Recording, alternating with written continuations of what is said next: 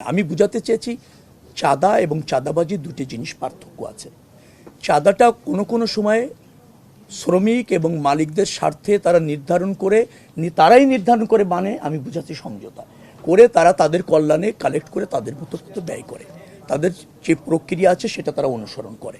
আর সেটা একটা কোনো জায়গায় এটাকে চাঁদাবাজি বলাটা কঠিন। চাঁদাবাজি আমি বলতেছি চাঁদাবাজি হচ্ছে সেইটি যেটি মানুষকে বাধ্য করে জোর করে নেওয়া হয়, তাদের নির্ধারিত প্রক্রিয়া না, কোনো অবৈধ শক্তি সেটা করতে চায়, সেটা করার কোনো সুযোগ নেই, সেটার করার আমাদের এই মন্ত্রণালয়ে থাকবে না, যে কোনো মূল্যে আমরা সেটা তার হতে দিব না, সেটা আমাদের অঙ্গীকার।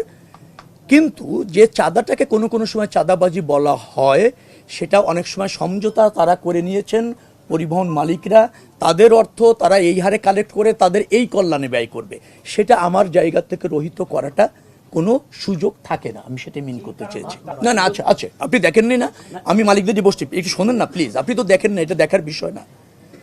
কতটা হচ্ছে আমি শ্রমিক কেন্দ্রীয় সংগঠন যারা আসছে তাদের নিয়ে বসেছি ওই ঘটনার পর, মালিকদের যে সমস্ত আছে সমিতি আছে তাদের নিয়েও বসেছি, তারা ব্যয় করেন।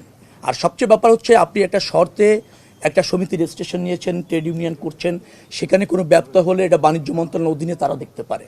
চাঁদাবাজি নিশ্চয়ই একটা ফৌজদারি অপরাধ, সেটা যদি ঘটে অভিযোগ থাকলে আমাদের কাজটাকে সেটা হচ্ছে নিশ্চয়ই স্বরাষ্ট্র মন্ত্রণালয় দেখতে পারে, ফৌজদারি অপরাধ হিসেবে ব্যবস্থা নেবে।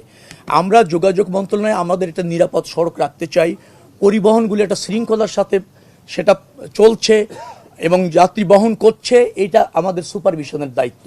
সে জায়গায় আমরা মনোযোগী আছি, যেখানে ব্যত্যয় হচ্ছে আমরা স্বরাষ্ট্র মন্ত্রণালয় বাণিজ্য মন্ত্রণালয়ের সহযোগিতা নিয়ে এখানে একটা জবাবদিহিতা আনার চেষ্টা আমাদের অঙ্গীকার এবং সেটা করছে। আপনাকে তাই মনে হলো চাঁদাটা বৈধ?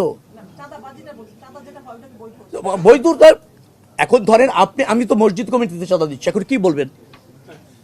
আমি তো রিহাবের মেম্বার, প্রতি বছর চাঁদা দিই, কি বলবেন? এটা অবৈধ বলবেন?